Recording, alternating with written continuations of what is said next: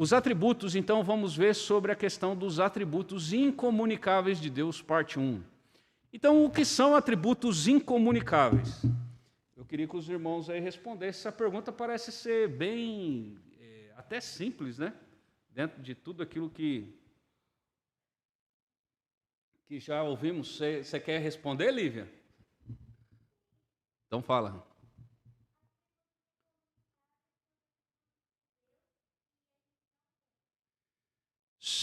Podemos dizer isso, podemos dizer que atributos incomunicáveis seriam atributos exclusivos de Deus, né?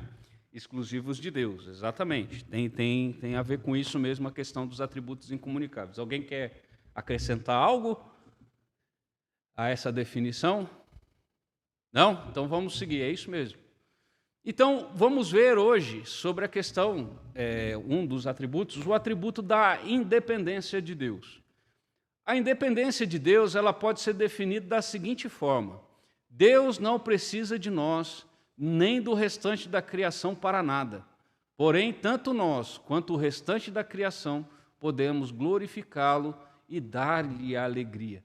Irmãos, esse atributo incomunicável de Deus, por que é incomunicável de Deus? Porque nenhuma outra criatura ela é independente.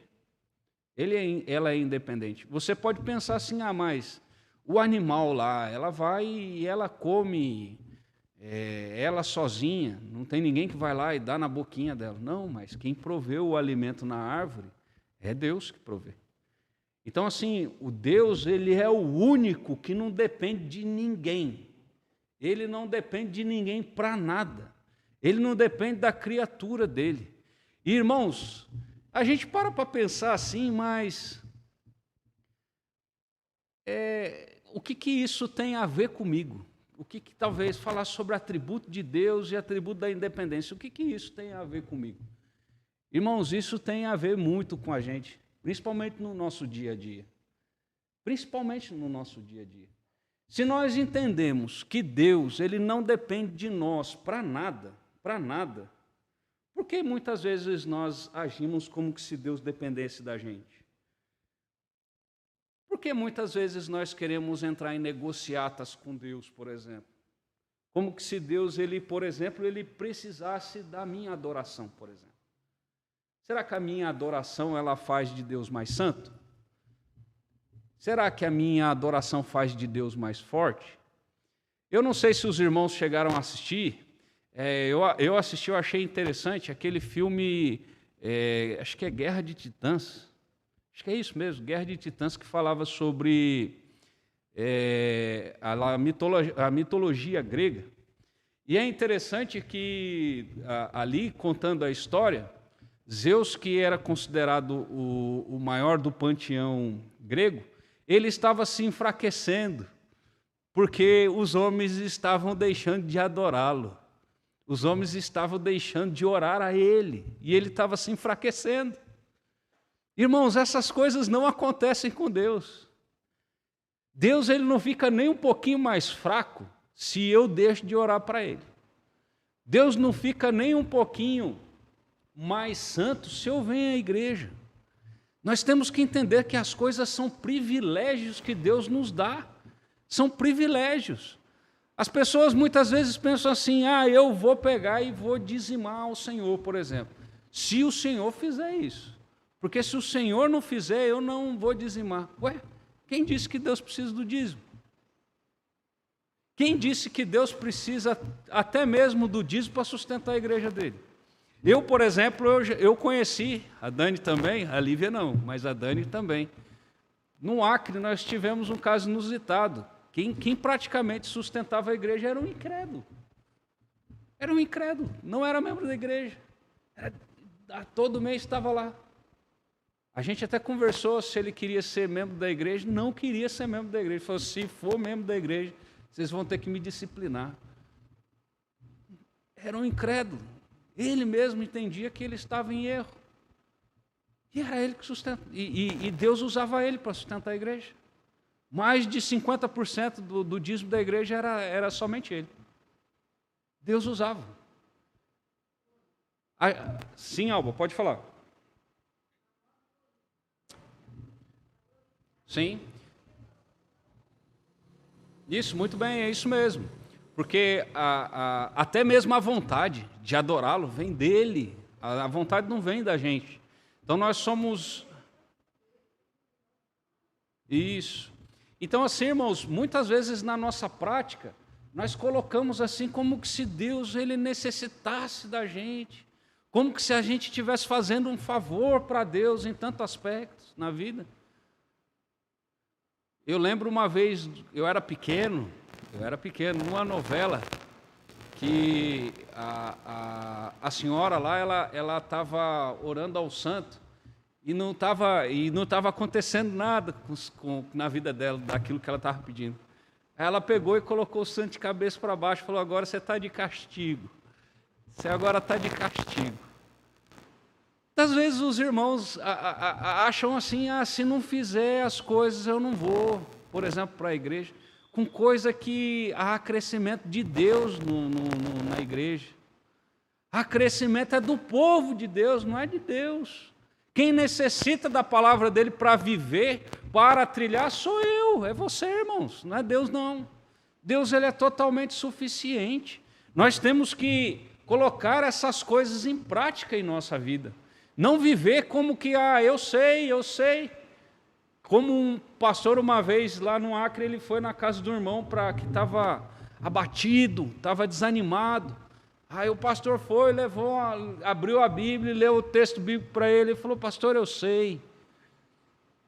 Aí o pastor foi, tá bom, vou abrir outro texto aqui. Pensou com ele, né? Abriu outro texto e leu para o irmão de novo. Irmão, mas pastor, eu sei. Aí o pastor, irmão, se você sabe, deixa descer para o coração. Deixa descer para o seu coração, então. Se você sabe, não adianta só você saber, você tem que viver de acordo. Irmãos, nós precisamos compreender as coisas e viver de acordo. Isso é no nosso dia a dia. Muitos têm vivido como que se Deus estivesse dependendo dele. Também esse atributo da independência, ele pode ser chamado de existência autônoma ou aceidade. É estranho porque é acei mesmo, apesar de ter um S só. Do latim a, são duas palavrinhas, né? A e C, que significa de si mesmo. Então, a independência é nesse sentido, ele é de si mesmo. Ele depende de quem? De si mesmo. Não depende de outro, depende apenas de si mesmo. Em Atos 14, 24 e 25, nós vamos ver alguns textos que vão falar a respeito dessa independência de Deus. Atos, eu falei o quê? Desculpa, é Atos 17. Estou tão cego assim não, é 17 mesmo, consigo ver. 17, 24 a 25. O versículo 24 diz, o Deus que fez o mundo e tudo o que nele existe, sendo ele Senhor do céu e da terra, não habita em santuário feitos por mãos humanas, nem é servido por mãos humanas, como se alguma coisa precisasse, pois ele mesmo é quem a todos dá vida, respiração e tudo mais. No fundo, Deus não precisa nem dos anjos,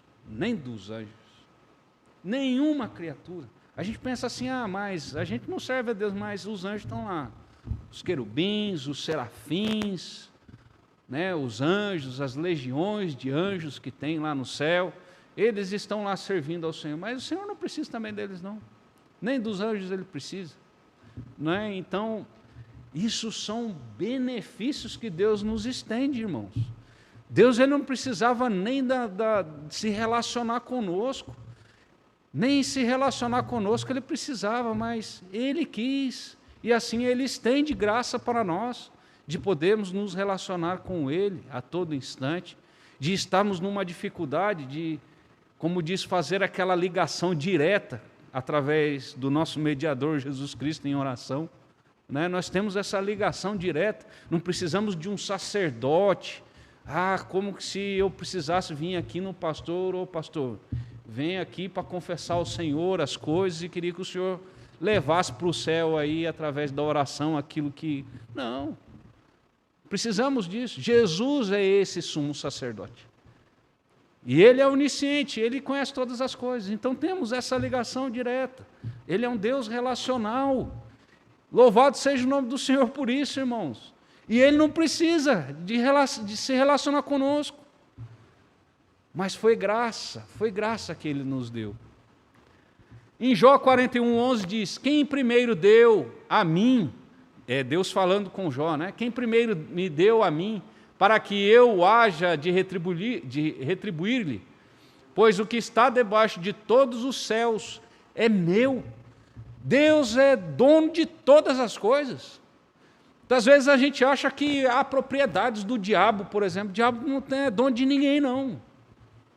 Jaz nele, o mundo jaz nele, mas ele não é dono.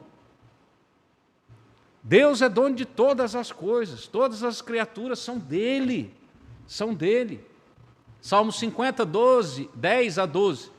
Pois são meus todos os animais do bosque, e as alimalhas aos milhares sobre as montanhas. Conheço todas as aves dos montes, e são meus todos os animais que pululam no campo. Se eu tivesse fome, não todiria, pois o mundo é meu, e quanto nele se contém. As coisas têm um dono. Eu cheguei a citar aqui sobre o dízimo. O teu dinheiro tem um dono. O dinheiro que você fala que é seu tem um dono. E muitas vezes temos errado, temos pecado contra Deus em querer reter aquilo que não é nosso. Ele é dono de todas as coisas, todas as coisas.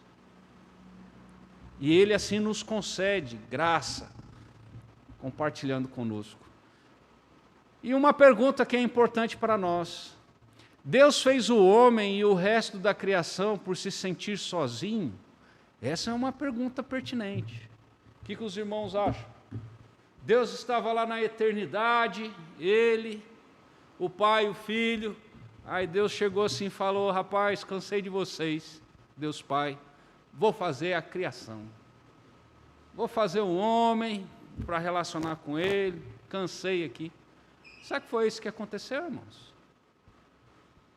Não foi isso. Deus estava totalmente satisfeito. Deus ele é pleno em todos os aspectos. Deus não sente qualquer necessidade e nunca sentiu. Nunca sentiu. Deus não fez você e eu porque Deus ele não tinha o que fazer. Deus ele estava em ócio, aí ele resolveu fazer o Dionísio. Não foi isso não, irmãos. Não foi isso não. Foi graça dele. Foi desejo dele. Foi vontade dele. Vontade soberana dele fazer. Foi a vontade dele fazer.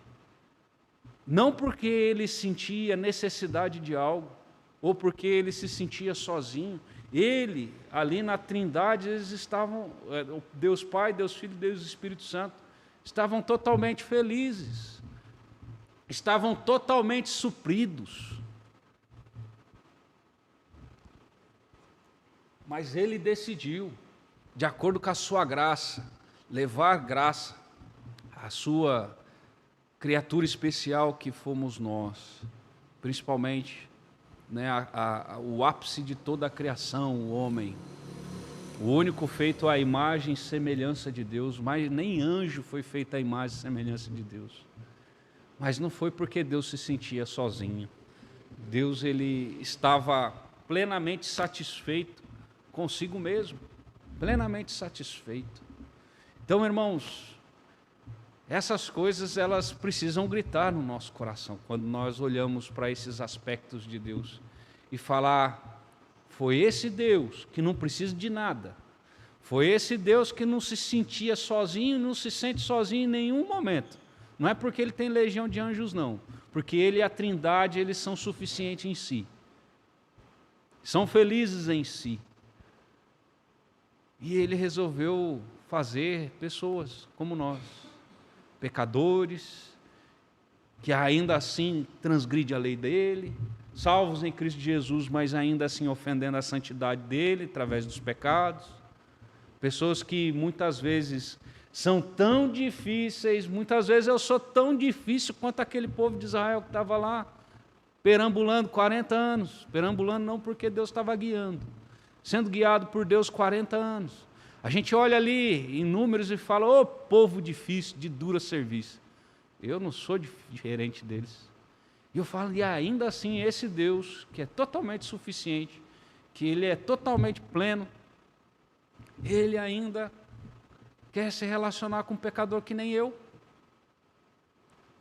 Esse Deus que tinha tudo para desistir de mim, e Ele não desiste. Ele não desiste de jeito nenhum de mim. Ele que, se resolvesse me consumir num momento, num instante, Ele estaria sendo totalmente justo, porque eu tenho falhado e tenho pecado contra Ele. Mas Ele não faz. Irmãos, como isso é maravilhoso, e como isso deve ser motivo de nós glorificarmos o nome do Senhor todos os dias da nossa vida. De nós não ficarmos fazendo como diz tudo bem, os jovens da minha época, né, que eu acho que talvez os jovens nem dessa época falam mais isso, fazendo doce para Deus, na gíria, como diz, fazendo doce para Deus,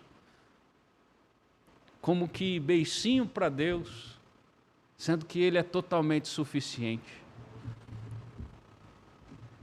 João 17,5 diz, e também o versículo 24, ele diz, e agora glorifica-me, Jesus falando, né? Glorifica-me, ó Pai, contigo mesmo, com a glória que eu tive junto de ti, antes que houvesse mundo. Então, ó, Jesus, ele tinha a glória.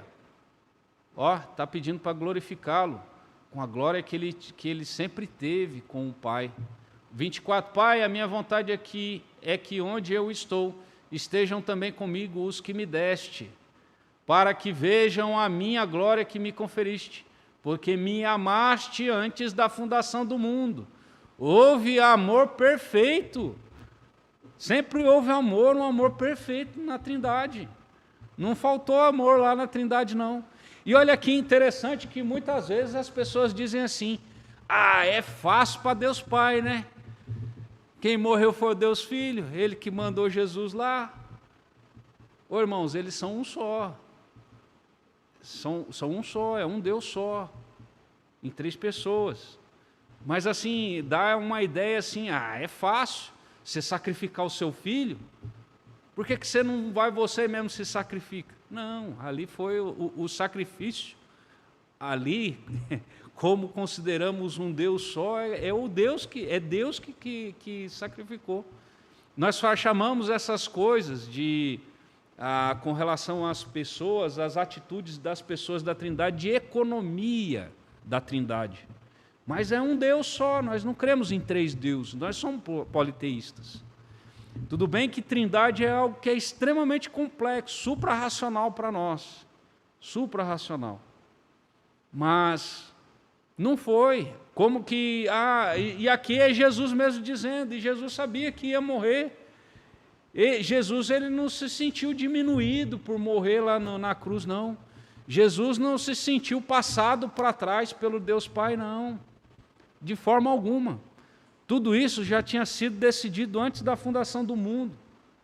Quem ia ser aquele que iria salvar o homem dos seus pecados? Já estava decidido.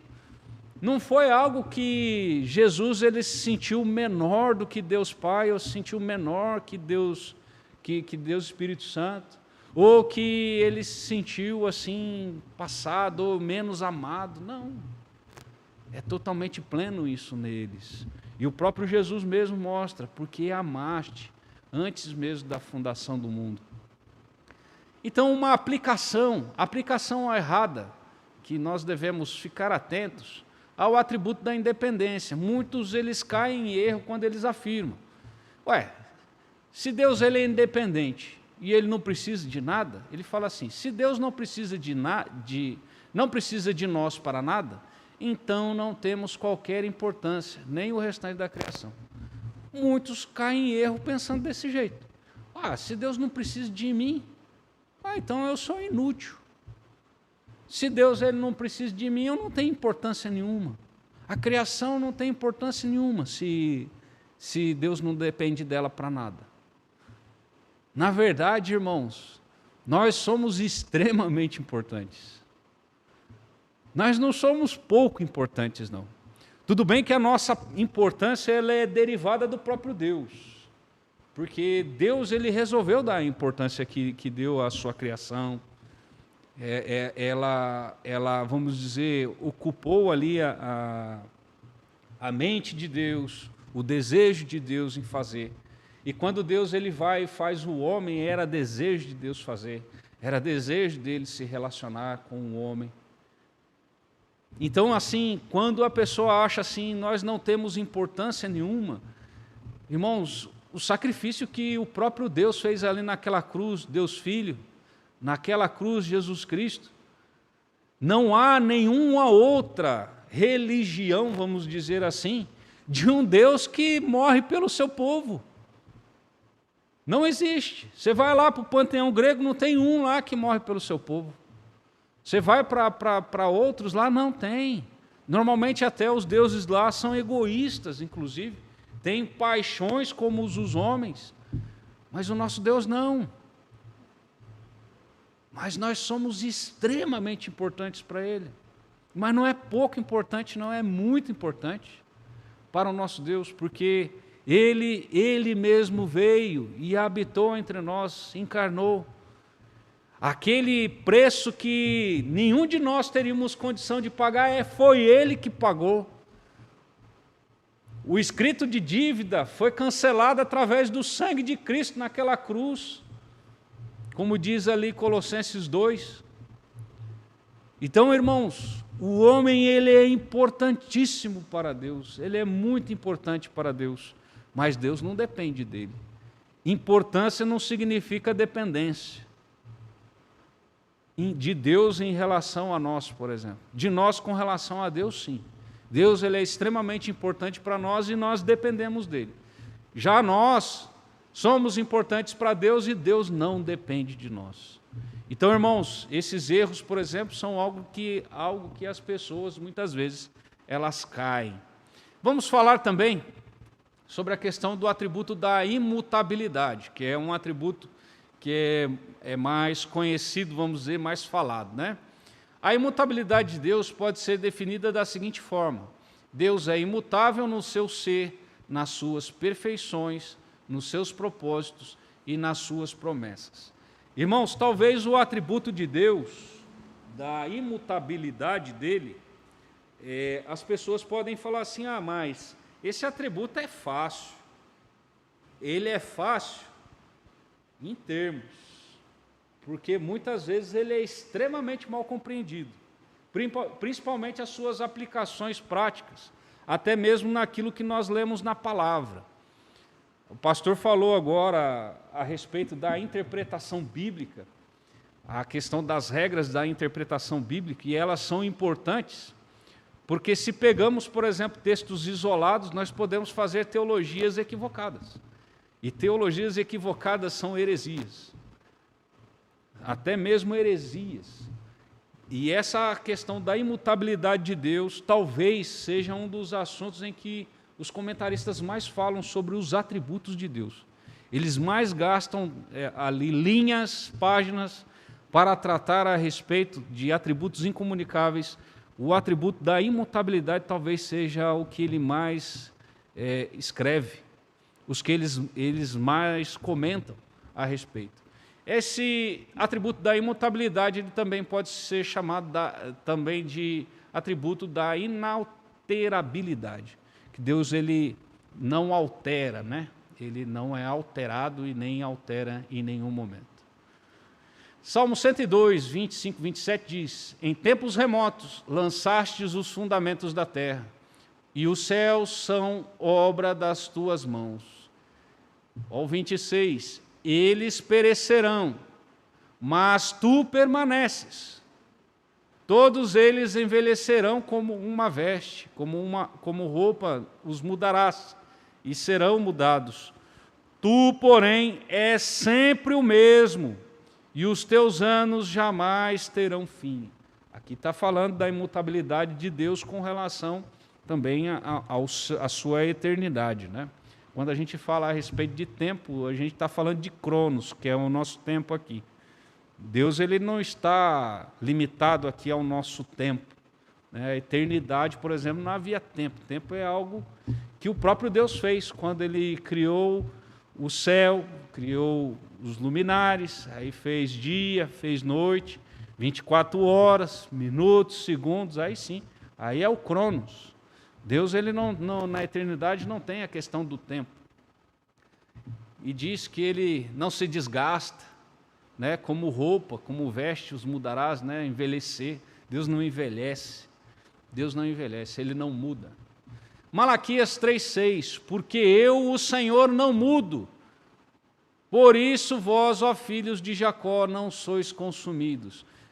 Época muito difícil também do povo de Israel ali, né, principalmente Malaquias, ele já é pós-exílico, né, o profeta pós-exílico, e ainda assim Deus ele falando ali a respeito de algumas dificuldades ainda que o povo tinha, até mesmo lá uma das críticas que é feito sobre a questão em Malaquias mesmo, sobre o divórcio, né, daqueles que tinham pegado esposas de outros países. Aí lá em Esdras a gente vê a questão deles mandando embora, né, as esposas estrangeiras. Aí a gente vê algumas dificuldades. Tudo bem que em Malaquias nós vemos que Deus ele fala que ele abomina o repúdio, né? O repúdio, no caso, ele fala lá do divórcio. E ele está dizendo aqui, porque eu, o Senhor, não mudo, não mudo. De forma alguma Deus muda.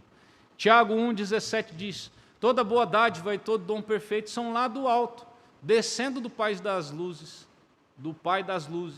em quem não pode existir variação ou sombra de mudança. Então, irmãos, nós vemos textos, principalmente, o pastor falou sobre essa questão da interpretação e ela é importante, por quê?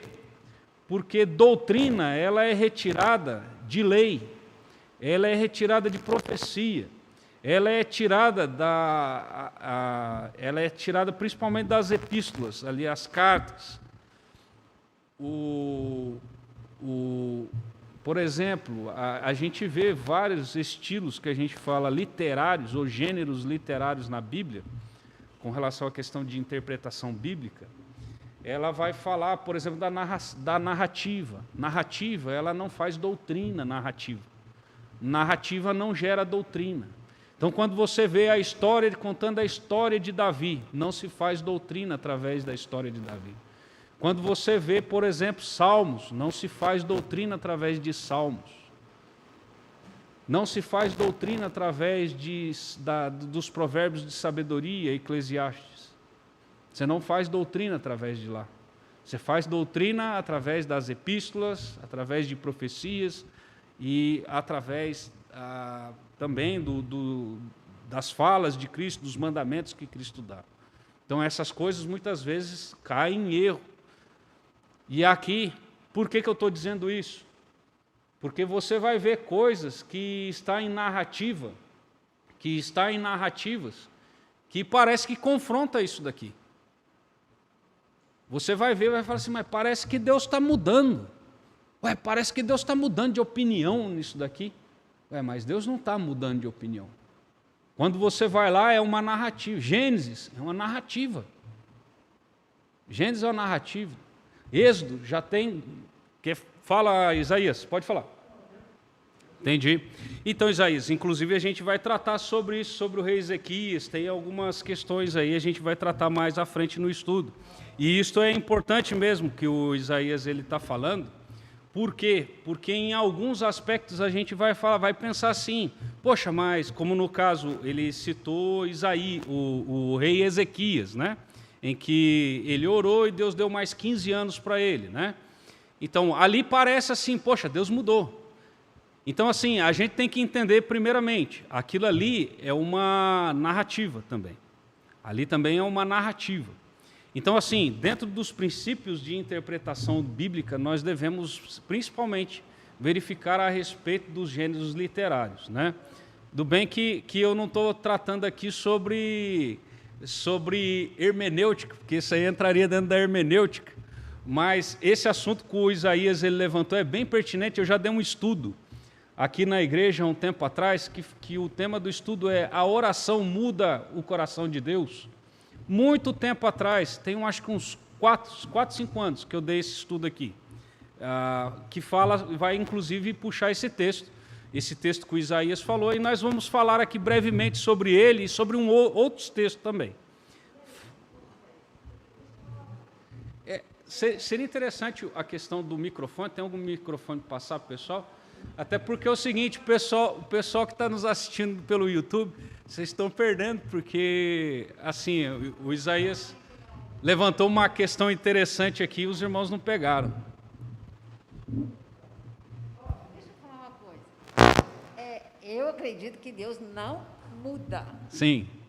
Eu acredito, não sei, vamos lá ver se eu estou certo. Deus pediu para que a pessoa fosse lá avisar o rei Ezequias por em ordem a casa que ele ia morar. Isaías, né? O profeta Isaías. E lá. Um dia ele morreu. O Sim. rei Ezequias. Aquele dia não. Mas Deus, ele gosta que a gente ora. E Deus, ele já sabia que o rei Ezequias ia orar para pedir mais 15 anos, não sabia? Então, ele é onipotente, é ele interessante. já sabia. Talvez a gente precisava, pastor, até entrar num estudo mais Ele é onisciente. específico. Ele é onisciente, ele já sabia que o rei Ezequias ia orar. Quem sabe ele estava querendo que o rei Ezequias pedisse mais 15 anos? Então, irmãos... Mas ele sabia, agora o rei Ezequias só foi orar porque chegou lá e falou, põe em ordem sua casa. Aí ele foi lá orar, pedir mais 15 anos, né? Mas Deus já sabia que o rei Ezequias ia orar, ia pedir mais 15 anos, não ia morrer ali. Então, o nosso Deus, a Alba, ela está principalmente apoiando essa questão de que Deus, ele sabia, baseado na onisciência dele. Você quer falar alguma coisa? Quer falar alguma coisa? Levanta a mão assim, ó, se quer falar. Eu acredito que Deus não muda, e na Bíblia diz que ele se arrepende do que fez, outras coisas, mas eu entendo que isso que Deus fala, está tudo dentro dos propósitos dele. Está dentro do propósito dele. Foi na mesma linha da Alba. É interessante. E por isso que eu falo, irmãos, essa doutrina da questão dos atributos de Deus incomunicáveis e essa parte do atributo incomunicável, ela gera dificuldades muitas vezes mesmo. É aquilo que o Isaías levantou ali mesmo. E você vai ver algumas referências falando sobre arrependimento de Deus na Bíblia. Por isso que eu falei a respeito do que é importante nós entendermos como interpretação bíblica, com relação à questão da doutrina. Por quê?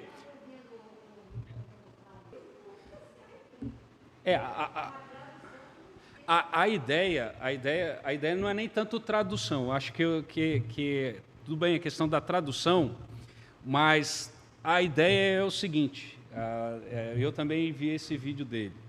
A ideia ela é o seguinte: a linguagem de Deus, ela é uma linguagem adaptada para nós. Nós somos limitados. Isso. Então, assim, ele se adequa, ele tenta adequar, precisa dessa questão da adequação. Por exemplo, você vai traduzir uma palavra, shalom, por exemplo, do hebraico para o português. Shalom, ela é muito mais do que paz, ausência de guerra. Então, assim, até mesmo entre línguas, umas são muito mais complexas do que as outras. Então, o que acontece? Aquilo que o Nicodemos estava falando lá é nesse sentido de uma linguagem de adequação, de forma que a gente consiga compreender, né? De forma que a gente consiga compreender algo que é mistério de Deus. Então, isso é muito importante também. Então, ó, essa questão ela é importante para nós seguirmos aí. Então, nós vamos ver aí a respeito, vamos correr um pouquinho sobre a imutabilidade com relação às suas perfeições e depois nós vamos cair lá, né, na parte lá que o Isaías estava falando, nós vamos passar mais rapidinho essa parte. Então, Bavinck, que é um grande teólogo reformado, antigo, ele fala o seguinte: A doutrina da imutabilidade de Deus é da mais alta importância para a religião. O contraste entre ser e vir a ser assinala a diferença entre o Criador e a criatura. Toda criatura está continuamente vindo a ser alguma coisa. Nós estamos todo momento vindo a ser algo. Nós estamos envelhecendo, se torna pai, se torna avô, avó. Nós sempre estamos em mudança constante, Começa a ficar meio enrugado, começa a pintar cabelo, para ver se continua meio jovem, passando um monte de máscara facial para ver se retarda. Mas assim, a gente sempre está. Diferentemente de Deus. Deus, essa é a grande diferença, entre Deus nesse aspecto aí, com relação às suas perfeições. Ele continua. Pelo fato dele ser perfeito, ele também é imutável, pelo fato de ser perfeito. Se ele fosse imperfeito, ele precisaria alcançar a perfeição. Então, ele é perfeito, ele não precisa alcançar a perfeição, ele já é. Então, ele não precisa mudar, pelo fato de já ser perfeito. E a imutabilidade em relação aos seus propósitos. Salmo 33, 11 diz: o conselho do Senhor dura para sempre, os desígnios do seu coração por todas as gerações. Dura para sempre em relação aos propósitos dele. O propósito dele vai cumprir. Ele vai cumprir com os propósitos dele. E isso é importante, irmãos, para nós. Isso daqui é algo que também, com relação aos propósitos de Deus, ele jamais vai falhar na nossa vida. O propósito que Deus tem para nós jamais vai falhar, principalmente com relação à imutabilidade dele. Deus, uma vez que ele falou, resolvi salvar o Dionísio, ele não vai falar assim, eu mudei de ideia. Eu mudei de ideia. Não vai. Ele vai seguir com o propósito dele até o final, porque esse conselho do Senhor, ele dura para sempre. Isaías 46, 9 e 11 diz: lembrai-vos das coisas passadas da antiguidade, que eu sou Deus e não há outro. Eu sou Deus e não há outro semelhante a mim, que desde o princípio anuncio o que há de acontecer, e desde a antiguidade as coisas que ainda não sucederam. Que digo, o meu conselho permanecerá de pé, farei toda a minha vontade. Que chama a ave da rapina desde o oriente de uma terra longínqua, o homem do meu conselho. Eu o disse, eu também o cumprirei. Tomei este propósito, também o executarei. Deus, quando ele decide fazer algo, ele faz. Ele faz. Quando Deus tem um propósito, ele é imutável com relação ao seu propósito. Naquilo que até nós vemos sobre a questão do arrependimento de Deus, nós podemos dizer assim, Deus mudou o seu propósito. Deus mudou o seu propósito. Não, o propósito dele continua o mesmo. Quando Deus ele pega e nos usa como instrumentos dele para anunciar o evangelho dele, ele continua com o propósito dele. Levar graça, levar juízo. Ele continua com os propósitos dele. A imutabilidade em relação às promessas de Deus para nós. Números 23, 19 diz: Deus não é homem para que minta, nem filho do homem para que se arrependa. Porventura, tendo ele prometido, não fará, ou tendo falado, não cumprirá. E 1 Samuel 15, 29 diz: também a glória de Israel não mente, nem se arrepende, porquanto não é homem para que se arrependa. Então, aqui mostra a respeito das promessas de Deus que ele faz para nós. E isso, irmãos, é salutar para nós nos nossos momentos de dificuldade. Deus, ele não nos prometeu que não haveria dificuldades. O grande problema que acontece é que os homens estão recebendo promessas de homens, que estão dizendo que está nas Escrituras, que são promessas que Deus não fez. Por exemplo, de enriquecimento, promessa de que você vai ganhar um carro, promessa de que você terá bens. que Deus ele vai dar vários apartamentos para você, que você vai abrir um negócio. Promessas que Deus não fez. E muitas vezes os homens compreendem que essas são promessas de Deus e não são. As promessas de Deus jamais vai falhar. Agora, as promessas que os homens falam, dizendo que é de Deus e não é, essas aí falham. Por isso que muitos aí se decepcionam. Muitos se decepcionam. Só que muitos dizem que estão decepcionadas com Deus. Ué, mas estão decepcionadas com Deus por quê? Deus não prometeu? Colocaram promessa na boca de Deus, colocaram promessa na boca de Deus aí, falando que Deus disse e não disse, e depois culpa a Deus por isso? Por isso, irmãos, nós precisamos conhecer mais e mais as Escrituras, conhecer as promessas de Deus para nós, né, para que venhamos a prosseguir e termos certeza de que Ele é imutável em relação também às suas promessas. Então, aí vai entrar naquilo que o Isaías levantou, né? E é muito pertinente, muito importante, né, essa fala do Isaías também. Aqui o nosso diácono Isaías, né? Será que Deus às vezes muda de ideia? Porque tem hora que na Bíblia parece que sim. Parece que sim na Bíblia. Olha lá, exemplos que parecem que Deus muda de ideia. Moisés intercedendo pelo povo. Deus falou, vou destruir todo mundo e vou fazer de você uma grande nação. Se Deus fizesse isso, Deus estaria quebrando a sua promessa? Não. Ele falou que ia fazer de Abraão uma grande nação. Moisés era descendente de quem? De Abraão. Deus não estaria quebrando a promessa dele. Mas aí Moisés intercede por Deus e Deus fala assim, tá bom, não vou destruir esse povo aí, não vou destruir esse povo. Com relação à concessão de 15 anos ao rei Ezequias, que o Isaías estava falando, né? Lá em Isaías 38, 1-6.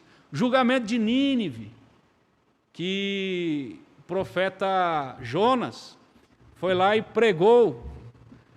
Em 40 dias Nínive será subvertida, será destruída. Olha que pregação, olha que pregação. Um pastor fez uma mensagem, ele colocou o seguinte tema nessa mensagem. Assim, no sentido do maior, o maior missionário que falhou. Você não vai ver em nenhum outro lugar falando de 120 mil conversões, numa tacada, o povo inteiro. A mensagem dele extremamente curta, diz o texto que era uma cidade de 3 dias para percorrer, e ele percorreu uma só. Mensagem dele, em 40 dias, e Nínive será subvertido. 120 mil pessoas se convertem. 120 mil pessoas. Quando a gente olha lá em Pentecostes, 3 mil já parece muito, né? 120 mil. Naquela época de Jonas, era muita gente. Talvez seria mais do que São José, proporcionalmente, em relação ao que era o mundo na época, na quantidade de pessoas. Imagina, se fosse proporcional, talvez 4 milhões de pessoas convertidas de uma vez, em uma mensagem. Mas ele falhou no final. Ele acaba falhando no final. E aí diz também, Deus ele falando em Gênesis 6:6, talvez seja um dos textos mais complicados que tem, que Deus ele fala de ter se arrependido de ter feito o homem, né? Gênesis 6:6. E também, 1 Samuel 15:11, Deus falando de ter se arrependido de ter ungido Saul. Então nós vamos ver um pouquinho bem rápido a respeito. Bem que eu acho que seria interessante nós fazermos um estudo bem específico sobre isso, porque essa parte aí, ela realmente é mais complexa, né? Estes exemplos devem ser entendidos como expressões verdadeiras da atitude ou intenção presente de Deus diante da situação que existe naquele momento. Olha, o povo estava em pecado. Deus ele falou o seguinte, eu vou destruir. Eu vou destruir. Na situação em que vocês estão, eu vou destruir. Na situação de pecado em que vocês estão, eu vou destruir. Só que aí o que acontece? Nos casos de Jonas, lá do povo de Nínive, de Moisés e de Ezequias, Deus enviaria o juízo desde que a situação permanecesse a mesma. A situação se permanecesse em pecado na mesma coisa, Deus iria fazer. Quando você olha em Moisés, por exemplo, e Deus o fez, só que ele não fez de uma vez. De todos aqueles que saíram e estavam ali peregrinando, ali em Êxodo, né, no deserto, daquelas pessoas todas ali, dos 12 que foram espiar a terra, e de todo o povo ali que contendeu, apenas 2 entrou na terra prometida. Deus, ele cumpriu a promessa dele. Ele não destruiu na hora, mas ele destruiu o povo inteiro. Inclusive os 10, logo ele já matou com peste. O texto ali já fala que ele já mandou a peste e já matou os 10 espias ali. Então ele destrói o povo, só que ele não destrói de uma vez, baseado na intercessão de Moisés. Então o que acontece com Moisés, com Jonas? Houve arrependimento do povo. Então houve uma mudança de situação. Então Deus, ele descumpriu com a promessa dele. Ali a questão era um aviso de Deus. Já estava no propósito dele. Havendo o arrependimento, né, eu irei derramar graça, que é o que há conosco. Deus, ele nos regenera e temos ali, confessamos diante dele os nossos pecados. Deus, ele não nos destrói.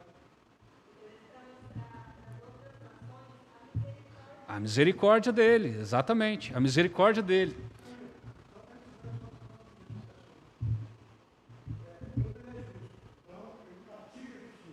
Sim. Praticar a justiça, às vezes, tem que retroceder.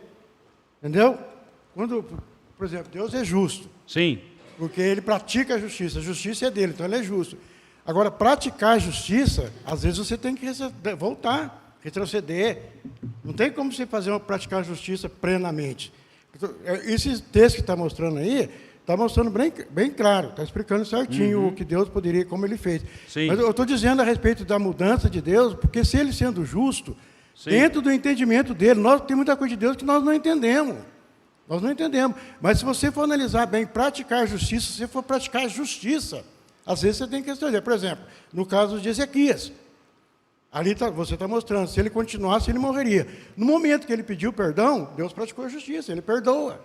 Está entendendo? Perdoa, então, exatamente. no momento que... E por isso que eu estou querendo dizer que há uma contradição, quem sou eu para dizer isso aí do entendimento, mas se uma pessoa falar que ele é imutável, mas se ele é justo, é difícil. Então, os dois não cabem junto. Eu entendo que existem coisas que são difíceis de compreender, realmente. São difíceis de compreender. Mas, assim, a gente não pode entender, a gente cai em erro, em dizer que se Deus, ele é justo, ele não pode ser imutável. Então, assim, não é essa a conclusão. Não é essa a conclusão. Né? Então, assim, como a própria Alba disse, é interessante porque, irmãos, Deus, ele sabe todas as coisas que iriam acontecer em todo o tempo. Nosso Deus, ele não é um Deus reativo. Ele não é um Deus reativo. Se acontecer algo, eu vou lá e corro e faço, dou o meu jeitinho e arrumo. Não. Deus, ele já decidiu todas as coisas. Ele já tem os seus propósitos definidos e ele vai cumprir com seus propósitos. Muitas vezes é nós que entendemos que Deus está mudando, mas Deus não está mudando. Sim, exatamente. Exatamente. Isso mesmo. Exatamente. Isso. Com a sua santidade. Agora não é o momento de eu colocar minha santidade em vigor, não. Não existe isso. Tá, estendeu um pouquinho. Tá certo. A gente já estava terminando já, mas é interessante a gente voltar a esse assunto, que aí eu já parto ali dessa questão ali, porque senão realmente a gente vai bater aqui 9 horas e a gente não vai terminar. Irmãos, isto para mostrar que não é perda de tempo nós tratarmos sobre os atributos de Deus, irmãos. Muitas vezes a gente olha assim e fala, poxa, mas falar sobre o atributo de Deus, quão complexos são essas coisas para nós? Por quê?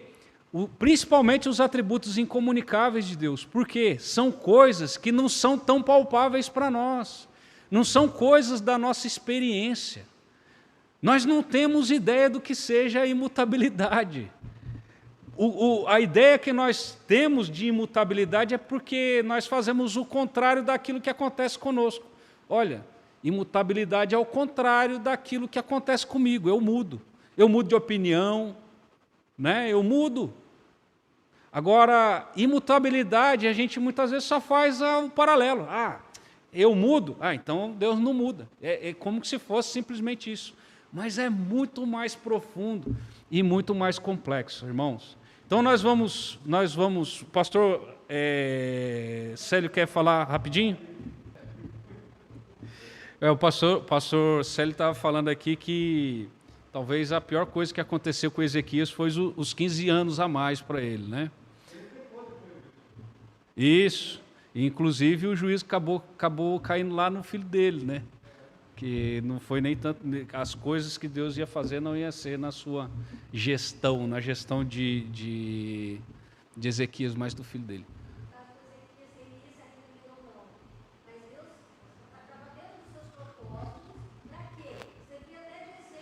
Isso. Exatamente.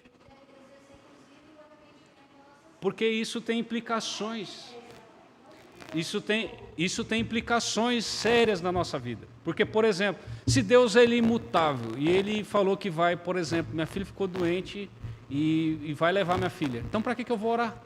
Mas eu não sei se Deus vai levar ou não. Eu não sei. Eu peguei e orei e aí Deus derramou graça e fez. Deus mudou de ideia? Não. Deus não mudou de ideia porque derramou graça. Então, a gente tem experiências de oração com fé e Deus não atender. Né? E de pessoas que não têm fé e Deus curar. Já ouvi falar de Deus fazer milagres na vida de incrédulos. De incrédulos. Então, irmãos, é muito complexo, muito interessante e é um assunto muito gostoso de tratar, né? É um assunto muito gostoso. Que Deus abençoe a vida de cada um dos irmãos. Vamos encerrar. Já está realmente avançado o nosso horário, né? Eu, na verdade, eu acho que talvez eu não previ um debate um pouquinho mais extenso como foi, né? Então a ideia era terminar bem mais cedo. Então os irmãos também me perdoem a questão do horário, mas, irmãos, quanto mais nós aprofundamos na palavra de Deus, nesses mistérios, a imutabilidade de Deus é um mistério de Deus. Nesses mistérios de Deus, tudo bem que são mistérios que Ele nos revela. Existem mistérios que Ele não revela. Mas esses mistérios que Ele revela, como nós somos limitados. Como nós somos limitados. O que nós não podemos entrar é em contradições. Né? Em contradições. Né? Se Deus ele é imutável, isso significa que Ele não muda. Né? Ele não muda. Então, isso tem implicações muito sérias para a nossa vida e, inclusive, de aplicações para nós.